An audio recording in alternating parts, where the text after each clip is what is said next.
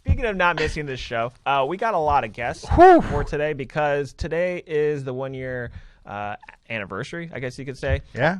It's been since 1 year ago to this day that Kobe Bryant, Gigi Bryant, and 7 other people got into a helicopter crash. And it's been hard.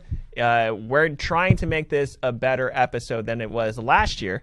No offense to last year, because that was more of us trying to have it was a sad day. It was a sad day. It was a horrible, sad day. And unlike the 1 month removed from that, where they tried doing the Kobe tribute, and it's like, hey, don't worry, you guys, it's a celebration. It wasn't a celebration. No, you had Michael Jordan crying on stage. You had Vanessa Bryant give a heartful speech. But this is more of a celebration now. This is 1 year removed, and we're going to talk with 4 guests today. How did you wake up this morning? How'd you feel? It felt like New Orleans, if that makes sense, like the funeral vibe, where it's just 2020 was like the dun dun, and then afterwards, you know how everything's done, and then you have the marching band play when the Saints come marching in. It felt like that. Yeah. How about you? I woke up was prepared for this day, and my sister that passed away last year, her birthday's on Thursday, so it's going to be an emotional week. But today I woke up you know what? I'm good. I clearly I accepted it. He's gone, but at the same time, it was I know he wouldn't want us to be sad. So it was one of those things where it's let's cherish the moments and let's celebrate his life. It is an anniversary of his death, but at the same time, it could be an anniversary of celebrating his life. And that's how I always saw it. I did that for Ralphie. I did that for my sister. So it's let's do it for Kobe. So if anything, I woke up kind of we're going to be fine. We're going to be good. We have a lot of memories. We have a lot of stories, and let's make the best of it. That's what I thought. So. Yeah. We have 4 guests who will be sharing their stories. Big guests today. One of them personally knows him. Yeah. From a business level and from the personal level. We have Vic the Brick Jacobs joining us in the very last segment. How cool was that? We got AEW World Tag, the first ever World Tag Team Champion, one half of the SCW.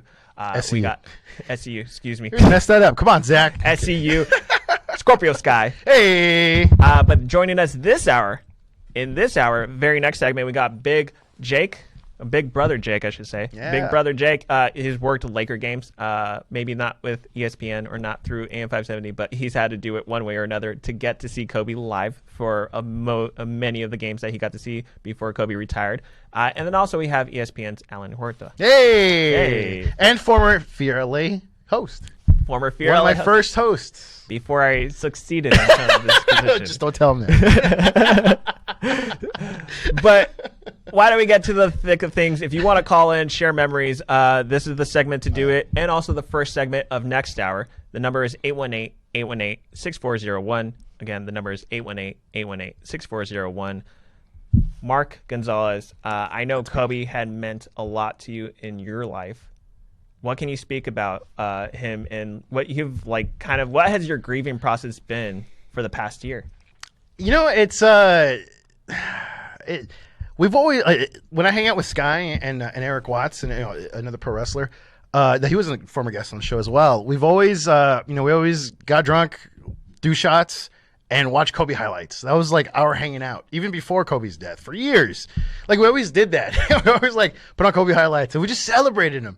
So after Kobe's passing, it's it didn't feel the same because it was more of because we missed him, not necessarily because we just celebrated him existing and of what he'd done. So for the last year, if anything, it was just more of reliving what he taught us, what he left, which was hard because we're still in the middle of a pandemic technically, and last year was almost like a full year of it. So it was one of those things where it's you can push forward, but we're limited at the same time because of the circumstances that we're just facing in the planet, I guess.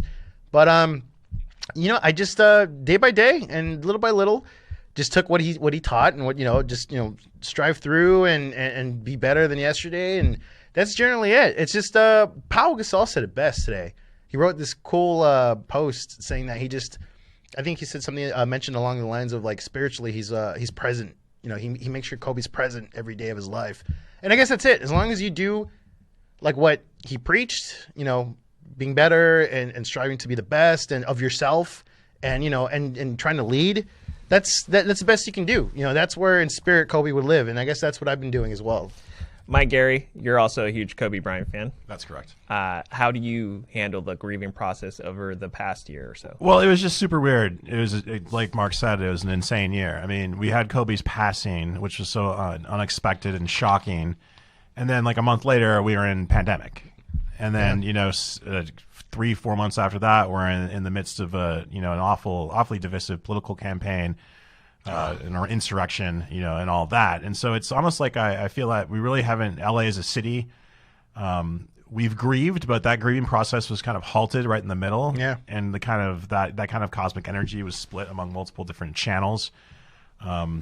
It's still nice. I mean, the murals are still around. There's actually going to be a documentary about the murals coming out pretty soon. We'll probably talk about that next week or in the weeks to come. But yeah, I mean, it's just really weird. It's just, I think this year has been a year of flux for so many people, and to have mourning Kobe during that time too, it really kind of didn't lend itself to the kind of introspection that I think that a lot of people would need for that kind of catharsis. But it's just been really weird, man. Now you're like, I was looking up images from last year, and he brought up a very good point. Where it's like, isn't it crazy that the last time, aside from like maybe when the Lakers played the Nets, like the last time Staples Center was flooded with just people inside and outside at LA Live was Kobe's memorial. That was it, huh? February 24th, and then just like a week or so afterwards, everything just shut down. The world just went quiet. LA was a ghost town, and essentially because everyone was indoors. And that was the last time we got to like be out together and to like kind of mourn for each other was Kobe's memorial. Yeah, that was it. Now I'm thinking about it because I remember my last gig with stand-up was at a strip club in San Diego, of course. And I mean, that week, I think, I think that week, because I remember St. Patrick's Day was even canceled, with all the bar hopping. But like, yeah, that was it. That was really the last time we've all been together was when Kobe, that memorial. I mean, like, obviously there was Lakers versus Bucks where we were at the Laker Nation party. Yeah. There was that. But, like, I'm saying, like, from, like, the standpoint of, like, people outdoors, Yeah. it gave off the playoff vibe of attendance, but at the same time, people were there for a different emotional reason, and it was to support Kobe. Like, even the week of Kobe's passing, it was just crazy to know that people were going there to write on the wall, to, like, sign balls, leave all of their stuff. You left a note. Oh, yeah. I left my note. There was a lot of I went to the Staples Center not too long ago. Actually, when the Lakers won, when the Lakers won the championship, I walked around LA Live, but I did notice they did kind of erase they power washed all the cool writings and the graffiti on the floor of LA Live. But at the same time, it's like I could still see it. It's hard to explain. It's like it's not there anymore, but I could still see it because I remember what it looked like. And I just kind of wish that was just left. Only because that's a cool memorial. It's a mural itself. It's just the people of the world flew down to give their thanks, and they had the whiteboard, they had all the other things. But man, it was just crazy. And this is pretty important to note. Maybe they did wash that away, but Vanessa Bryant did tease, according to AM570 LA Sports, that Vanessa Bryant did tease that Kobe Bryant could be getting a statue outside Staples Center soon. Soon? Ah, really? She teased it. Oh! So it's, you know what? Like, that's something that is important. Because How tall is it? 500 feet? It should be. Is it made of gold? It ought to be. It should be purple gold, if that exists. I don't know. Purple. Aliens? Reptilians. Reptilians that control the universe and the world and the government? From the global elites! All right, that's another episode. That's a different podcast that will be starting soon. But other than that, I mean, like, just to know, who do we got out there? We're not like Philadelphia. We don't got Rocky Balboa, but we got Oscar De La Hoya. Yeah. We got Shaquille O'Neal, right? Of course. Kareem, Magic, Jerry West, Chick Hearn, Wayne Gretzky. Wayne Gretzky. I feel as if the Kings should get thrown. Maybe the statue should be on the other side of the plaza. You know what I mean? Like where the Laker team store is, the Team LA store.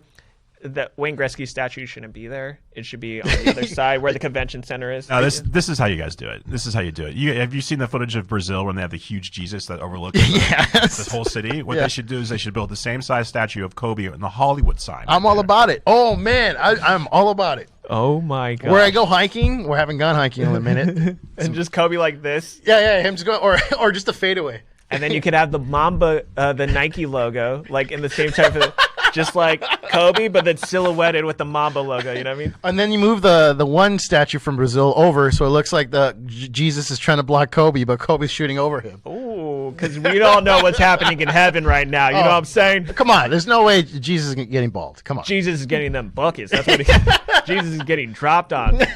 You know Kobe's dropping 6'6". Kobe's like, Kobe's like, I'm dropping the holy water on you, Jesus. Oh, making it rain on you. What? Why are you crying? You calling dad? Go ahead, call your daddy. I don't care. I'll drop 60 on him too. You would. Little soft punk ass bitch. That's the beauty of Kobe. You know he would. Like that's the best part about Kobe. Like he he probably would actually. Like would he? Oh, absolutely. He's like, are you staring at me in the eye? What? It's just,